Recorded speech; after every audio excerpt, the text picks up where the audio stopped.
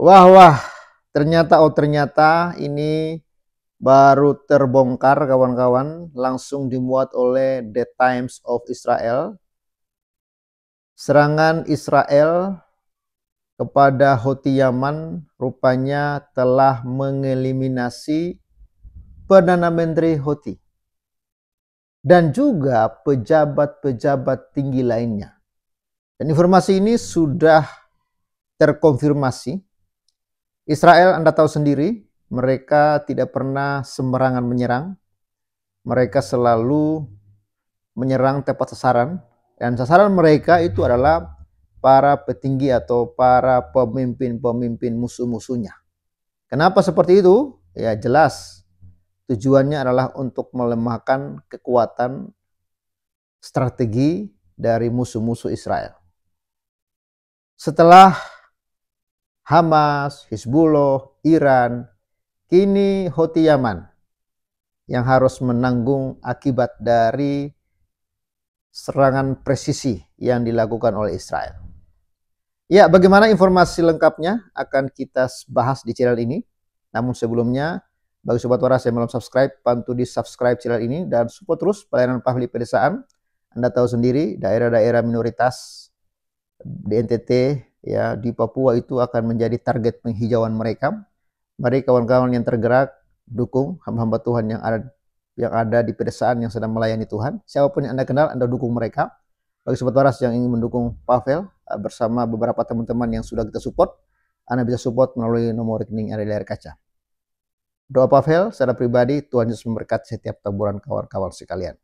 Ya, ini informasi lengkapnya. The Times of Israel memuat serangan Israel di Yaman itu telah mengeliminasi Perdana Menteri Houthi dan pejabat tinggi lainnya.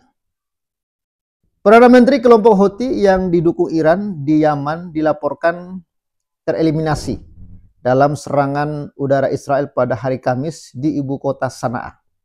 Saluran Al-Jumhuriyah Yaman dan surat kabar Aden Al-Gad melaporkan bahwa Perdana Menteri Houthi Ahmed Al-Rahawi tereliminasi dalam serangan Israel terhadap sebuah apartemen, dan surat kabar terakhir melaporkan bahwa beberapa rekannya juga ikut tereliminasi.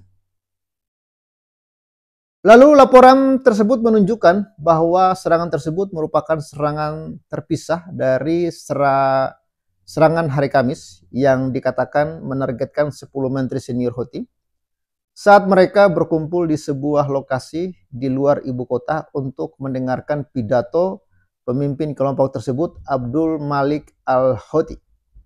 Hasil serangan itu belum sepenuhnya ditentukan, meskipun sumber-sumber politik dikutip pada hari Kamis oleh berita Channel 13 Israel mengklaim bahwa arah positif.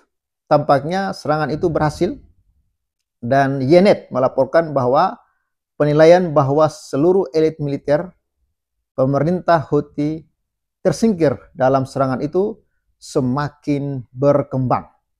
Intelijen Israel memberikan rincian waktu nyata mengenai pengumpulan tersebut yang memungkinkan serangan yang dilakukan meskipun ada pertahanan udara yang kuat di daerah tersebut, kata laporan. Saat Al-Houthi menyampaikan pidatonya, Israel dilaporkan memantau untuk melihat apakah ia menyadari pejabat senior sedang menjadi sasaran, dan ia tidak memberikan indikasi apapun bahwa ia menyadarinya, kata laporan itu.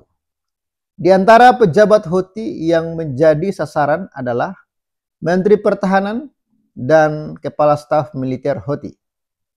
Menteri Pertahanan Muhammad Nasir Al-Atafi telah menduduki jabatan tersebut sejak 2016 dan dianggap sebagai pejabat paling senior di lembaga militer organisasi tersebut menurut Channel 12. Jadi target-target Israel itu adalah senior-senior dari Houthi. Dia dikatakan telah menjalin hubungan dekat dengan Garda Revolusi Iran dan Hizbullah dan terlibat langsung dalam operasi melawan Israel. Bahkan dugaan Israel, senjata-senjata yang digunakan oleh Houthi untuk menyerang Israel itu adalah senjata-senjata milik Iran. Ya. Terus kawan-kawan, yang juga menjadi sasaran adalah Kepala Staf Houthi Muhammad Al-Gamari yang dilaporkan terluka parah, tetapi tidak tewas oleh serangan Israel di Yaman pada bulan Juni yang dilakukan saat perang melawan Iran sedang berlangsung. Lalu seorang pejabat senior yang tidak disebutkan namanya mengatakan kepada Channel 12 pada hari Kamis bahwa Israel telah siap untuk menargetkan kepemimpinan Houthi sebagai bagian dari serangan berbeda di sana pada hari Minggu, tetapi akhirnya menunggu hingga hari Kamis. Lalu para pejabat telah menggambarkan serangan itu secara dramatis. Tindakan Israel sebelumnya di Yaman telah gagal menghentikan serangan pesawat nirawak dan rudal Houthi yang terus berlanjut selama perang yang sedang berlangsung. Meski serangan-serangan sebelumnya biasanya menargetkan infrastruktur, alih-alih mengenai pejabat tertentu berdasarkan intelijen yang kuat. Lalu sebuah sumber dari Kementerian Pertahanan Houthi membantah adanya anggota kelompok tersebut yang menjadi sasaran serangan tersebut dan menegaskan bahwa Israel menyerang target sipil dan rakyat Yaman karena posisi mereka yang mendukung Gaza. Ya, lagi-lagi mereka menuduh bahwa Israel menyerang warga sipil, padahal target Israel adalah para pentolan-pentolan dari Houthi. Serangan hari Kamis menandai ke-16 kalinya Israel menyerang kelompok pemberontak yang didukung Iran di Yaman yang terletak sekitar 1.800 km jauhnya. Kelompok Houthi yang slogan-slogannya menyerukan matilah Amerika, matilah Israel, dan kutukan bagi Yahudi mulai menyerang Israel dan lalu lintas maritim pada bulan November 2003. Sejak 18 Maret ketika IDF melanjutkan serangan terhadap Hamas di jalur Gaza, Houthi di Yaman telah meluncurkan 72 rudal balistik dan setidaknya 23 drone ke Israel. Beberapa rudal gagal mencapai sasaran. Menanggapi serangan Houthi, Israel dan koalisi pimpinan Amerika Serikat membombardir wilayah-wilayah yang dikuasai pemberontak di Yaman, termasuk Sana dan kota pesisir strategis Hodeidah. Serangan Israel melumpuhkan bandara Sana pada bulan Mei. Pemerintah Presiden Donald Trump pada bulan Mei mengumumkan kesepakatan dengan Houthi untuk mengakhiri serangan udara dengan imbalan diakhirinya serangan terhadap kapal. Namun kelompok teror tersebut mengatakan bahwa kesepakatan tersebut tidak mencakup penghentian serangan terhadap target yang mereka yakini berpihak pada Israel. Karena terlalu keras kepala dan terlalu percaya diri untuk mereka bisa melumpuhkan Israel, akhirnya serangan Israel telah menewaskan, mengeliminasi para pemimpin Houthi. Itulah informasi yang dapat saya kabarkan. Jangan lupa di-share dan support terus pelayanan Pavel di pedesaan. Tuhan Yesus memberkati. Kami mengucapkan terima kasih kepada channel Pavel 88, sahabat waras yang sudah mendukung kami dalam pelayanan di desa-desa, khususnya di daerah Kabupaten Poso.